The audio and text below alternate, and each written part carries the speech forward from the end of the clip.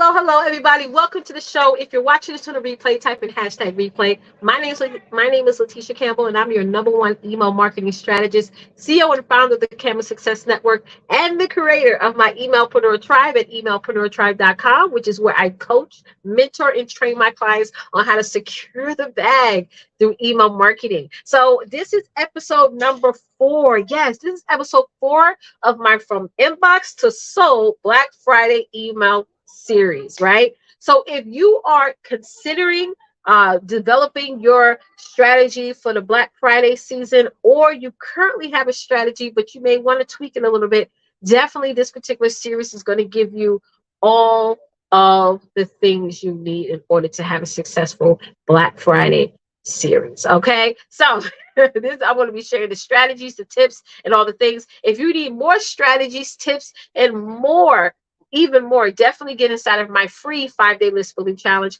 by heading over to bit.ly the /free, the number 5 list building challenge. bit.ly /5-day list building challenge. Definitely get in there.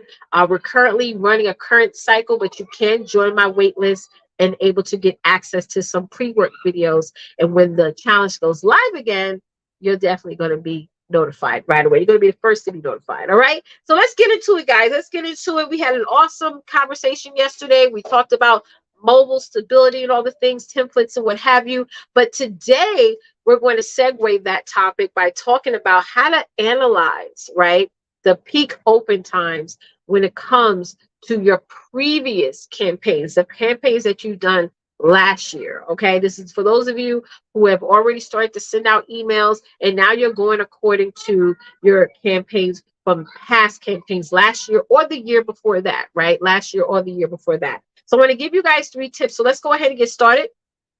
Staggering sends to avoid severe overload. Okay, staggering sends to avoid severe overload. Now, it's really up to you on when do you want to send out emails. I always say, listen to your audience. Listen, this is what's awesome about email marketing is you get actual real stats, okay, and percentages and all that data on how your email subscribers are behaving on your email list. Okay, so you got to choose what works. Like for some people, it works when they send out emails 1 time a day, every day, right? Or every other day, however often you send emails. Now, for those of y'all who are sending out newsletters once a month, what's wrong with y'all? Like for real, like who does that? You don't say it anymore. Like when I hear people say, "Oh, I send a newsletter once or twice a month," like you don't understand. People forget about you. Okay, so in order to help your audience to make you their top priority, right? You want to get more consistent with that. All right. Definitely join my challenge if you have questions on that.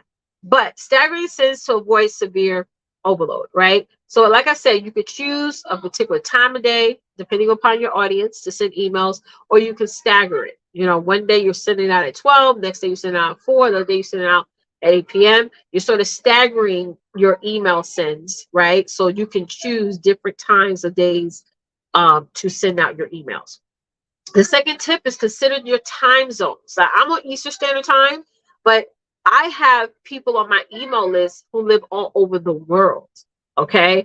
So you got to realize that if you're starting to grow a list, a lot of times people join my email list. I do ask them, what state or region they live in. So that does help me out when it comes to when I'm sending out emails. So always consider that because not everybody is in your particular time zone. So please understand where you can send out very early, maybe late into the afternoon for somebody else. Okay.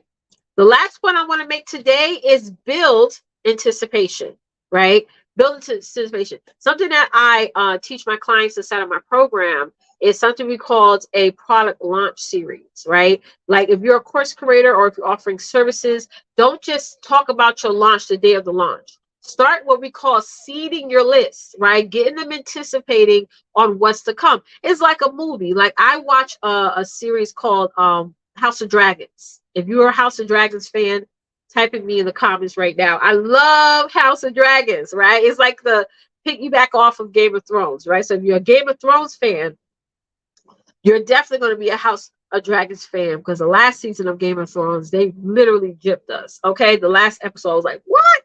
But I'm a huge House of Dragons fan.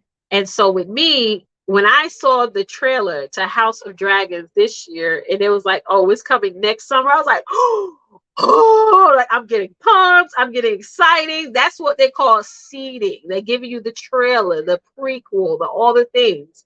So start building up anticipation. Some of you may look at me and say, well, I don't want to build an email list because I'm not offering anything. Hello, that's the perfect time to build an email list, because now when you do offer something, you have an audience that is ready to buy. Come on, y'all, make it make sense. Make it make sense, okay? So again, ladies, definitely take advantage of all these tips. For those of you who need more help, please get inside of my 5-day list building challenge by going to bit.ly/free, the number 5-day list building challenge, all lowercase except for the number 5. I would love to work with you, and let's get going. Bye, guys. See y'all soon. See y'all soon. See y'all soon.